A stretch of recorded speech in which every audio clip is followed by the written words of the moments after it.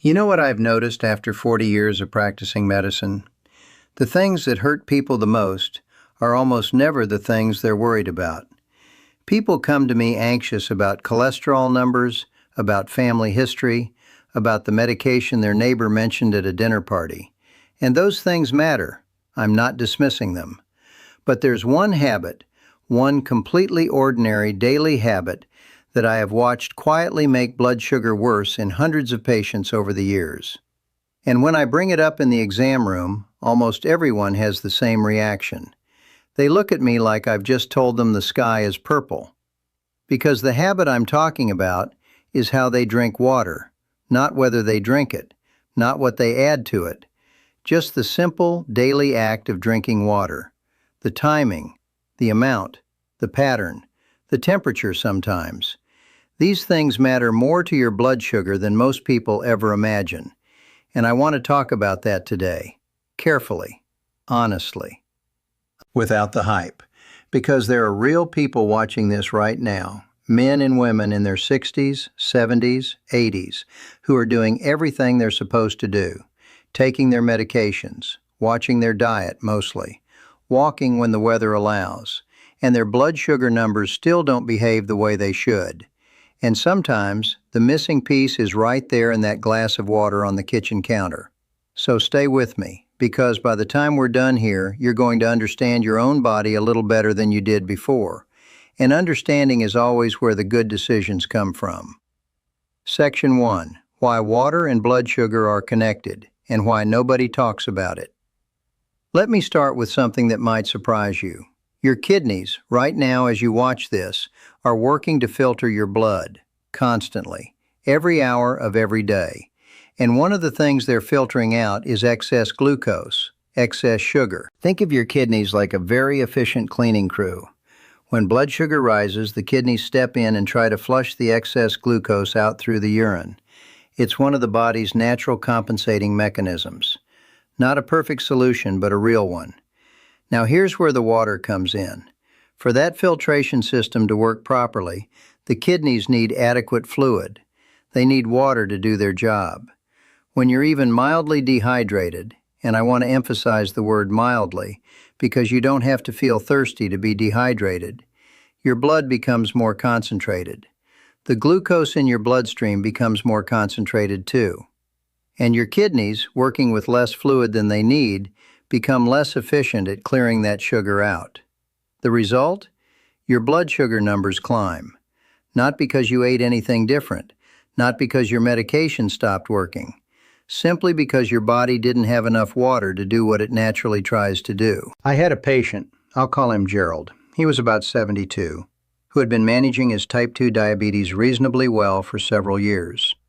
Then his numbers started creeping up, not dramatically, but consistently. He hadn't changed his diet. He hadn't changed his activity level.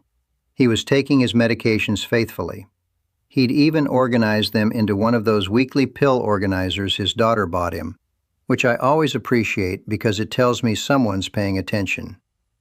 What had changed, Gerald told me almost as an afterthought, was that the previous winter had been particularly cold, and he'd been drinking less water, just less, because he wasn't hot, wasn't sweating, didn't feel thirsty. He'd switched mostly to coffee in the morning and maybe a small glass of juice with dinner. That was it. We added more structured water intake to his day, something I'll explain in detail in a few minutes. And within 6 weeks, his fasting glucose had dropped by nearly 18 points. Not from a new medication, not from a dramatic diet overhaul, from water. Timed correctly, consumed consistently. Gerald actually laughed about it. He said, "Doc, I thought you were going to tell me to give up something I enjoyed. Instead, you're telling me to drink more of something that's free." I've always liked Gerald. Here's a fact that most people, including a surprising number of healthcare providers, don't fully appreciate. The sensation of thirst weakens significantly as we age. This isn't a minor quirk. This is a physiological reality. Studies have shown that adults over 60 have a measurably blunted thirst response compared to younger adults. Your body's internal alarm, the one that's supposed to tell you, "Hey, drink something," simply doesn't ring as loudly as it once did. What that means in practice is this: By the time an older adult feels thirsty, they are often already meaningfully dehydrated. The signal arrives late. Like a smoke detector with a low battery, it might eventually go off, but not when it should. And I see this play out constantly. I'll ask a patient how much water they drink in a day, and they'll think about it and say, "Oh, a few glasses probably." And when I ask them to be more specific, to actually trace through their day, coffee at 7 a.m., nothing until lunch, maybe a glass with dinner, avoid drinking after 6 p.m. because of bathroom trips at night, we often discover they're getting through an entire day on 2 or 3 cups of actual water, sometimes less.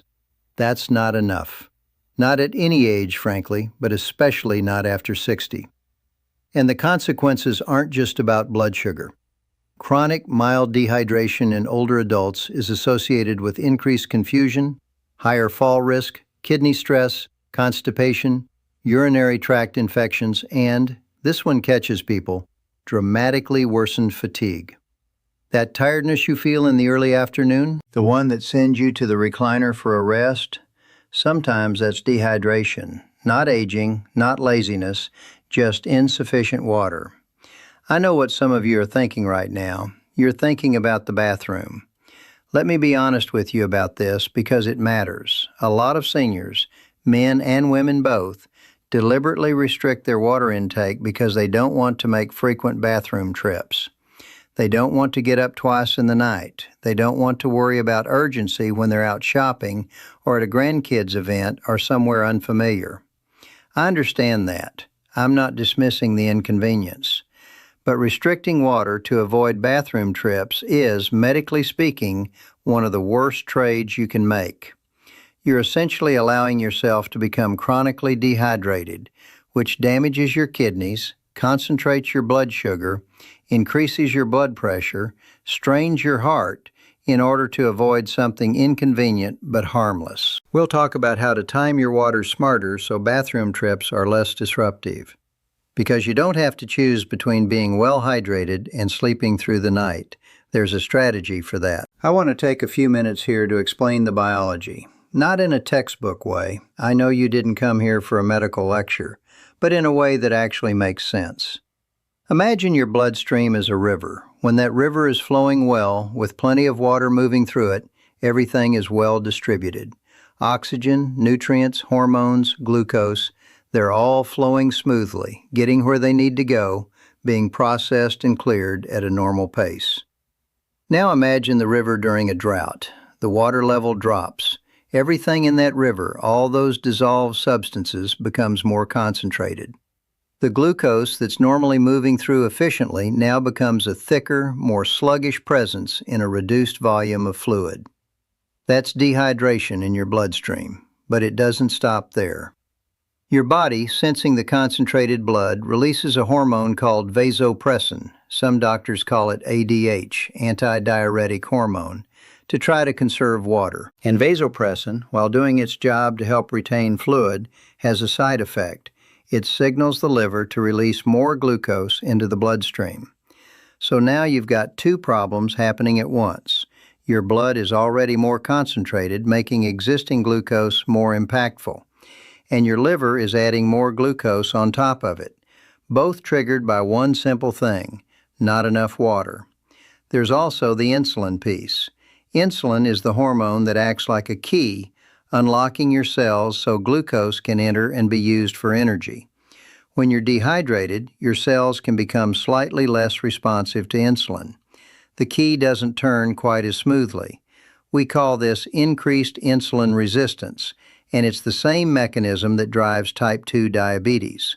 So dehydration, even mild dehydration, can simultaneously raise blood glucose, add more glucose from the liver, and reduce your body's ability to clear that glucose efficiently. 3 strikes from not drinking enough water. Now you see why I think this conversation is worth having. Let me walk through the most common mistakes I see, and I want to say up front, these aren't things people do out of carelessness. They're patterns that develop naturally over time from perfectly understandable habits, but they cause real harm in the body. Mistake number 1, replacing water with coffee and tea. I'm not anti-coffee. Let me be very clear. I have never told a patient to give up their morning coffee, and I don't intend to start now. Coffee has its own legitimate health benefits, and if someone looks forward to that quiet cup at dawn before the house wakes up, that ritual has value. But coffee and tea are diuretics, mild ones, but real ones. They prompt the kidneys to excrete more fluid than they otherwise would. So a person who drinks 3 cups of coffee in the morning and counts that as their hydration for the first half of the day is starting from a deficit, not a surplus. The fix is simple. Don't replace water with coffee. Supplement your coffee with water. Have your cup, enjoy it, then also drink a glass of water alongside it. Mistake number 2, drinking large amounts all at once. Some people recognize they haven't drunk enough water, and they compensate by drinking a large amount in one go. A whole bottle while watching the news at 8 p.m., for example. Here's the problem. Your body can only absorb and use water at a certain rate. When you drink a large volume quickly, much of it passes straight through before your cells can take advantage of it. You end up making several urgent trips to the bathroom and still ending your evening inadequately hydrated. The better approach, and this is fundamental, is small amounts distributed consistently throughout the day. Small and steady wins. I'll give you a specific schedule in a moment. Mistake number 3, stopping water entirely after 5 or 6 p.m. I understand the reasoning, completely. Nobody wants to be up 3 times in the night. Sleep is precious, and bathroom trips when the floor is cold and the house is dark and your joints haven't fully woken up yet, that's not a small thing, I know. But cutting off water entirely for the last 5 to 7 hours of your day means your body enters the night, already your longest period without food or water, even more depleted than it needs to be. And overnight is when your kidneys are quietly doing important repair and filtration work. Without adequate hydration, that work suffers. The smarter approach? Taper your water intake in the evening rather than stopping it. Drink well through the day, reduce gradually after dinner, and have a small glass, just a small one, before bed if you feel dry. Your body will thank you, and your overnight bathroom trips will likely be less disruptive than you fear, because well-distributed hydration throughout the day reduces the accumulation effect. Mistake number 4, only drinking cold water. This one is more nuanced, and I want to be careful not to overstate it. But there is reasonable evidence, particularly from older physiological research, that very cold water can cause mild digestive stress in some people and may slightly slow gastric emptying, the rate at which your stomach empties into the small intestine. Room temperature or slightly warm water is generally absorbed more readily. This is especially relevant when drinking water before or after a meal to help manage blood sugar response, which I'll get to shortly. Mistake number 5, not recognizing dehydration because it doesn't feel like thirst. I've covered this already, but it bears repeating because it's the most dangerous mistake on this list. Dry mouth is actually a late sign of dehydration. By the time your mouth feels dry, you've already been running short for a while. Other, earlier signs of dehydration that seniors often miss: darker yellow urine, mild headache, sudden fatigue, difficulty concentrating, and, this one surprises people, increased hunger. Your brain sometimes interprets thirst signals as hunger signals, so that mid-afternoon craving might not be about food at all. I'm genuinely curious. Tell me in the comments below, how many of you would say you drink water regularly throughout the day, not just when you feel thirsty? I ask this on every patient questionnaire, and the answers always surprise me. I'd love to hear where you genuinely land on this. You've probably heard the 8 glasses a day rule your entire life.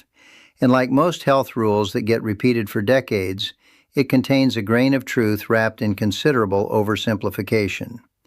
The honest answer is that hydration needs vary significantly by body size, activity level, climate, kidney function, medications, and other health conditions. A 5'2" woman who weighs 140 pounds and lives in a cool climate has genuinely different needs than a 6'1" man who takes diuretic blood pressure medications and spends time in his garden in a warm state.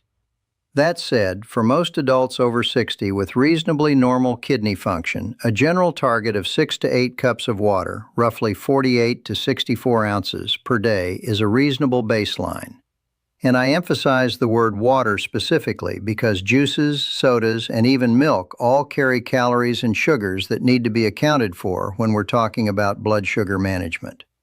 Now, there's an important caveat. If you have heart failure, kidney disease, or other conditions that require fluid restriction, please follow your own physician's guidance. Everything I'm saying today is general guidance, not personalized medical advice. If your doctor has given you a fluid limit, honor that limit. For everyone else, the question isn't just how much, but when. And timing, it turns out, is where things get genuinely interesting from a blood sugar perspective.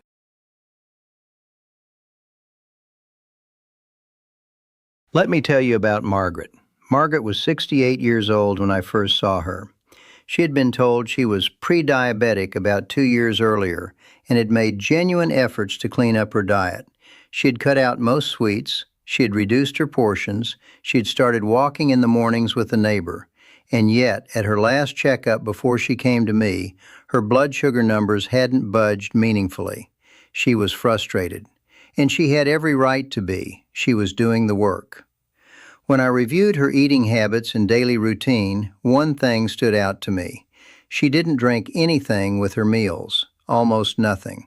She said she'd heard somewhere that drinking during meals dilutes your digestive enzymes, something she'd read online, and so she kept meals dry. I gently explained that the science on that particular idea is very thin. In fact, the opposite approach, drinking water before a meal, is supported by real research for blood sugar management. Here's why. When you drink a glass of water 20 to 30 minutes before a meal, a few things happen. First, it partially fills the stomach, which naturally reduces how much food you eat because your stomach's stretch receptors signal earlier satiety. Smaller meal, smaller glucose spike. Second, it prepares the digestive system. Saliva, mucous membranes, digestive fluids, they all function better when you're adequately hydrated going into a meal. Third, and perhaps most importantly for blood sugar, it slows gastric emptying slightly. That means food moves from your stomach into the small intestine a bit more gradually, which means glucose is absorbed more gradually, which means the spike in blood sugar after the meal is lower and more gradual rather than sharp and sudden. A randomized controlled trial published in the journal Diabetes, Obesity, and Metabolism found that drinking approximately 500 milliliters, that's roughly 2 cups, of water 30 minutes before each main meal significantly improved blood sugar control in type 2 diabetic patients over 12 weeks. Not as the only strategy, but as a real, measurable contributing factor.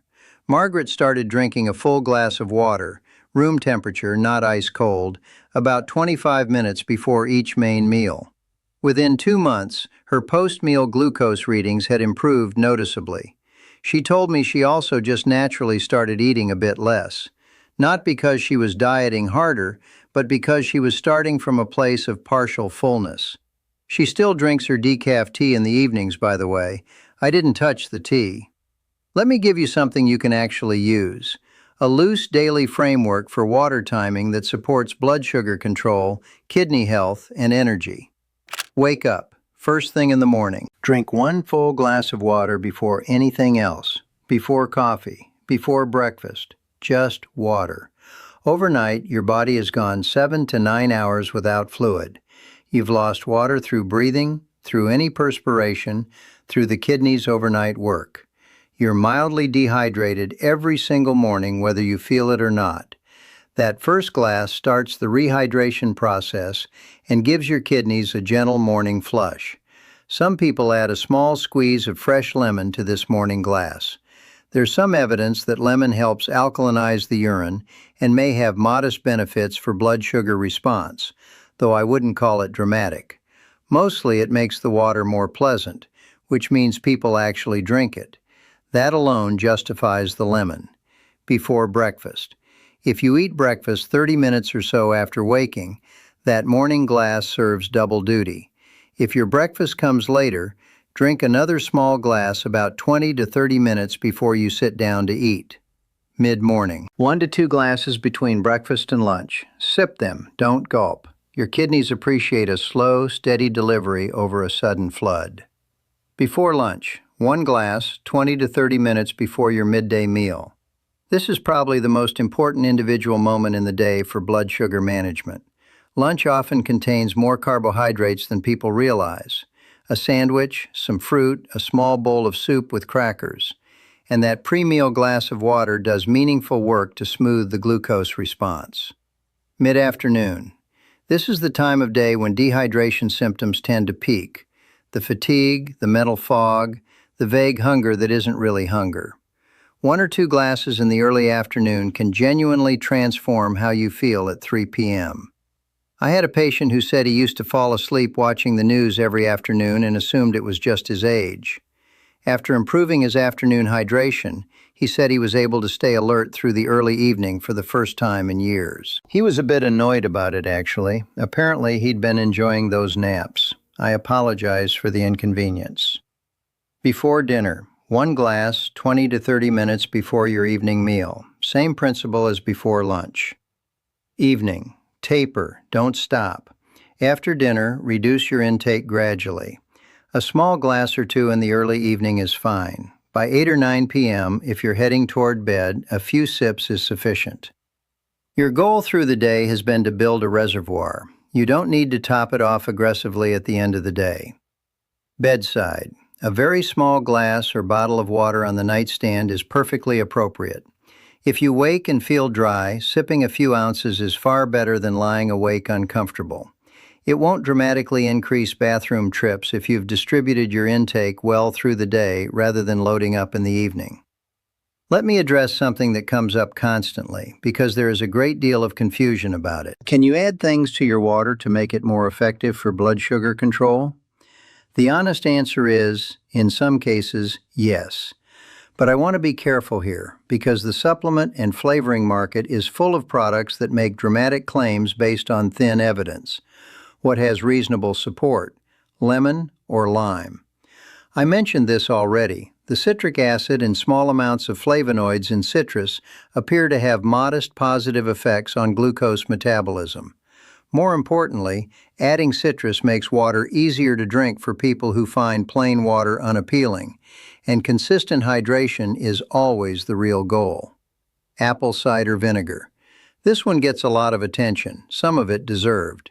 There is legitimate research, multiple studies actually, suggesting that consuming small amounts of apple cider vinegar before a carbohydrate-heavy meal can reduce post-meal blood glucose spikes by improving insulin sensitivity. We're talking about 1 to 2 teaspoons diluted in a full glass of water, not straight from the bottle.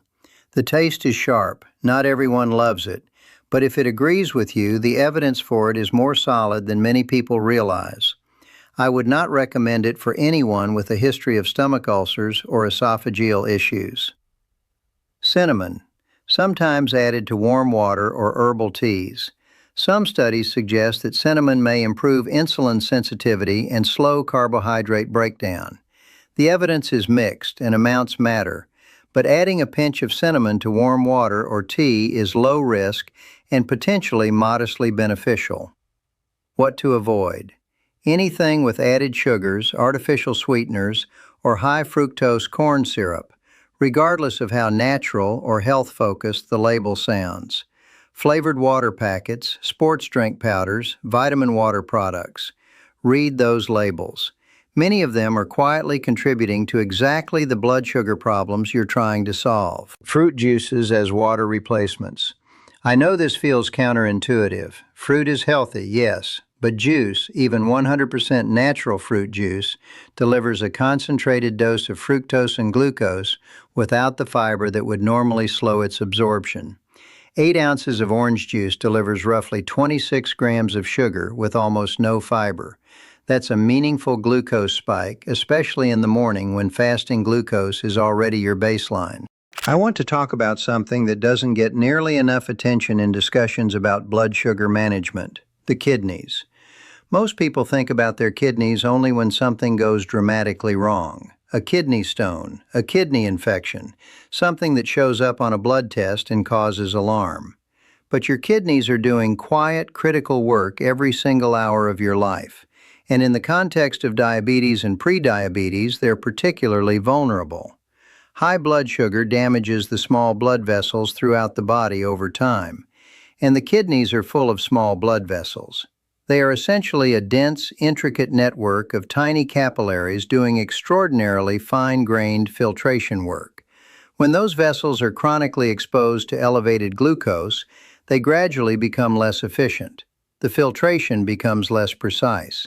Things that should be kept get released.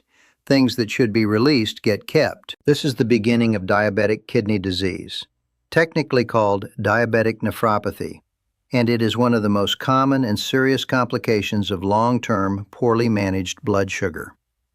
Here's what most people don't know. Adequate hydration is one of the simplest, most accessible protective factors for kidney health. Water keeps the blood diluted, reducing the concentration of glucose and other substances the kidneys must process. It supports the natural flushing mechanisms that clear waste products. It reduces the workload on those delicate filtration structures. I think of it this way. Your kidneys are like the filter in a swimming pool pump. When there's enough water flowing through, the filter works efficiently and stays relatively clean. When the water level drops, when flow is reduced, the filter gets clogged faster, works harder, and wears out sooner. Your kidneys are filtering your blood roughly 50 times per day. Give them enough water to do that work. Something I want to mention because it comes up so often with my older patients. Many people managing blood sugar are also managing blood pressure. These two conditions travel together more often than not, and they share common roots in insulin resistance, inflammation, and vascular health. Here's what's interesting. Dehydration affects both. When blood volume drops, as it does with dehydration, your heart has to work harder to pump a reduced volume of blood to all the places it needs to go. Blood pressure often rises in response to this. Your body tries to compensate by narrowing blood vessels to maintain adequate pressure, and that arterial constriction is part of why blood pressure climbs.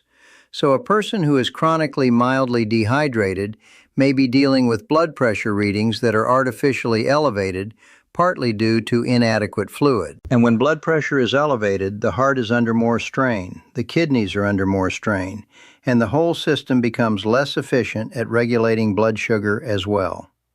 I'm not suggesting water is a treatment for high blood pressure. Please keep taking your medications if that's part of your plan. But I am saying that adequate hydration supports the entire cardiovascular and metabolic system in ways that medication alone doesn't fully replicate. One of the things I tell patients is this: you can't out-medicate a dehydrated body. The medications need a well-functioning system to work in. A few things worth highlighting for specific situations. Diuretic medications. Many seniors take diuretics, water pills, for blood pressure or heart conditions. Medications like furosemide, hydrochlorothiazide, and others. These medications deliberately prompt the kidneys to excrete more fluid, and they serve real, important purposes. But they also meaningfully increase your hydration needs. If you're on a diuretic, you need to be especially thoughtful about consistent water intake throughout the day. Talk to your doctor about what's appropriate for your specific situation. Hot weather and summer months. Even modest heat exposure significantly increases fluid loss through perspiration, often without the person being aware of it. You might step outside to check the mail, putter in the garden for an hour, sit on the porch watching the grandkids, and lose meaningful amounts of fluid without ever feeling like you were really sweating. Summer months are when I see the most dehydration-related blood sugar fluctuations in my patients. When temperatures rise, water needs rise with them. Illness and infection. A fever, even a mild one, dramatically accelerates fluid loss. Vomiting and diarrhea, which become more medically significant in older adults, can lead to rapid and dangerous dehydration. Any illness that involves fever, vomiting, or significant diarrhea deserves prompt attention to hydration, and if in doubt, contact your healthcare provider. Air travel and air conditioning both create surprisingly dehydrating environments. The cabin air on commercial flights is notoriously dry. Humidity levels below 20% are common, and extended travel without adequate fluid intake can leave you quite depleted. Similarly, sitting in air-conditioned rooms for long periods dries the air and increases insensible fluid loss. Many retired adults spend their winters in cool, dry, indoor environments and unconsciously underhydrate for months at a time. I want to take a moment and share something that has stayed with me. About 12 years ago, I had a patient, a woman in her late 70s, sharp as anyone I've ever met, retired school teacher, the kind of woman who remembered every name and every detail, who came in worried about her memory. She'd been noticing some fog, some slowing. She'd forgotten an appointment, misplaced her calendar twice in a month. Her daughter had noticed it too and was concerned enough to come with her to the appointment. We ran thorough cognitive assessments. We looked at thyroid levels, vitamin B12, sleep quality, medication side effects, the full picture. And everything came back essentially normal. But her urine was very dark. And when I asked about her fluid intake, she admitted she'd been deliberately limiting it for years. She'd had a mild urinary tract infection the previous year and was frightened of getting another one. She'd read somewhere that less fluid would reduce her risk. To be clear, the opposite is true. Adequate hydration is one of the best defenses against UTIs. She was chronically, significantly dehydrated, had been for a long time. We made a deliberate plan. Structured water intake, spaced throughout the day, with some attention to timing. I asked her to come back in 6 weeks. When she returned, her daughter came with her again. And her daughter said, I remember this clearly, I don't know what you did, but I have my mother back. Her cognitive function had improved measurably. Her energy was better. The fog had largely lifted. I'm not telling you water is a cure for cognitive decline. It isn't, and I'd be doing you a disservice to imply otherwise. But chronic dehydration affects brain function. It affects blood flow to the brain. It affects the concentration of electrolytes that neurons depend on to fire correctly. And in older adults, where those systems already have less reserve, the impact can be significant. The brain is 75% water. We don't always act like it. Let me leave you with some honest, practical things that help. Visible water. This sounds almost too simple, but it matters. Keep a glass or bottle of water visible on your kitchen counter, on your desk, on the table next to your reading chair. Out of sight genuinely means out of mind when the thirst mechanism has dimmed with age. Visible water gets drunk. Hidden water doesn't. Link water to existing habits. You already have things you do every day without thinking. Brewing your morning coffee, sitting down for the news, taking your medications, feeding a pet. Attach a glass of water to one or two of those automatic behaviors. Every time I take my morning pills, I drink a full glass of water. The habit latches onto something already established, and it requires no willpower, just pairing. The urine test. I know it sounds inelegant, but it's the best real-time hydration indicator you have. Your urine should be pale yellow, the color of very diluted lemonade. If it's dark amber, your body is telling you it needs water. If it's nearly clear all day, you're doing well. This gives you genuine feedback without any equipment. A gentle morning habit for blood sugar. Based on everything we've discussed, when you wake up, before your coffee, drink a full glass of water at room temperature. Then, roughly 25 to 30 minutes before each of your main meals, breakfast, lunch, dinner, drink another full glass. That alone, if you do nothing else differently, may produce a measurable improvement in your blood sugar numbers over 4 to 6 weeks. I want to be real with you about the timeline. You won't see dramatic changes in 2 days. The body doesn't work on 2-day timescales. But in 4 to 6 weeks of consistent habit, the evidence suggests real, measurable shifts in fasting glucose, post-meal glucose, and overall blood sugar stability. Those shifts matter over a lifetime. I've been practicing medicine for a long time, long enough to have seen real suffering come from things that were preventable, long enough to have also seen remarkable recovery in people who were told there was little hope, simply from changing the small daily decisions. Water is a small daily decision. It doesn't feel dramatic. It doesn't come in a bottle with a compelling label. It doesn't have a catchy name. It won't show up on a magazine cover claiming to have changed someone's life in 30 days. But inside your body, in your kidneys, in your bloodstream, in the filtration systems that are trying to keep your glucose balanced and your blood pressure manageable and your brain running clearly, water is doing quiet, essential work every single hour you're alive. And when there isn't enough of it, things suffer, slowly, quietly, in ways that don't always connect back to the obvious cause.